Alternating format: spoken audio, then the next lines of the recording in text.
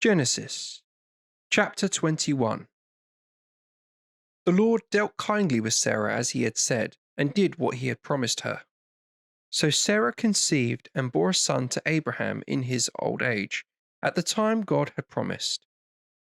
Abraham named the son born to him Isaac, the son to whom Sarah had given birth.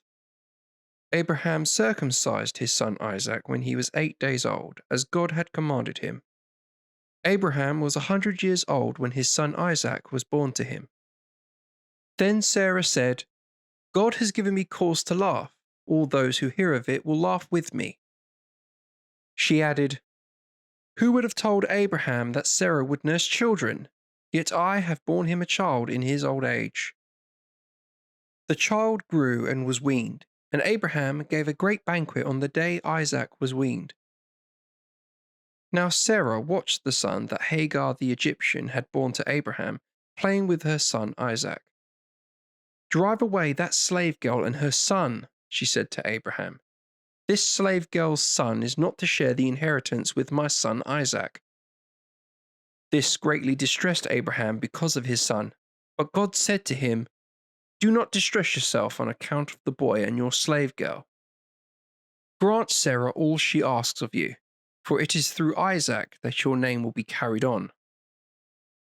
But the slave girl's son I will also make into a nation, for he is your child too. Rising early next morning, Abraham took some bread and a skin of water, and, giving them to Hagar, he put the child on her shoulder and sent her away. She wandered off into the wilderness of Beersheba.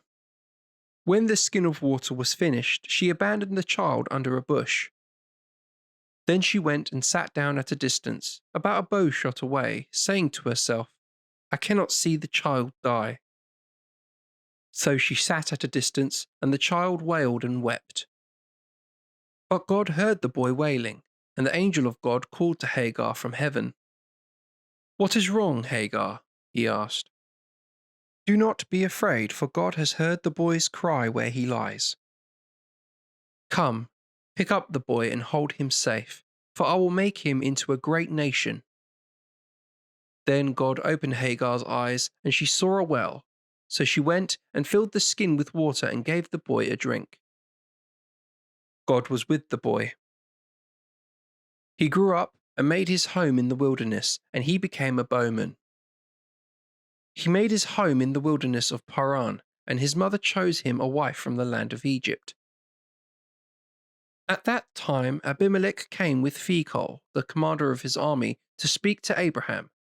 God is with you in all you are doing. Swear by God to me here and now that you will not trick me, neither myself nor my descendants, nor any of mine, and that you will show the same kindness to me and the land of which you are a guest as I have shown to you. Yes, Abraham replied, I swear it. Abraham reproached Abimelech about a well that Abimelech's servants had seized. I do not know who has done this, Abimelech said. You yourself have never mentioned it to me, and for myself, I heard nothing of it till today. Then Abraham took sheep and cattle and presented them to Abimelech, and the two of them made a covenant. Abraham put 7 lambs of the flock on one side. Why have you put these 7 lambs on one side? Abimelech asked Abraham. He replied, You must accept these 7 lambs from me as evidence that I have dug this well. This is why they called that place Beersheba, because there the two of them swore an oath. After they had made a covenant at Beersheba, Abimelech went off with Phicol, the commander of his army, and returned to the land of the Philistines. Abraham planted a tamarisk at Beersheba, and there he invoked the Lord, the everlasting God. Abraham stayed for a long while in the land of the Philistines.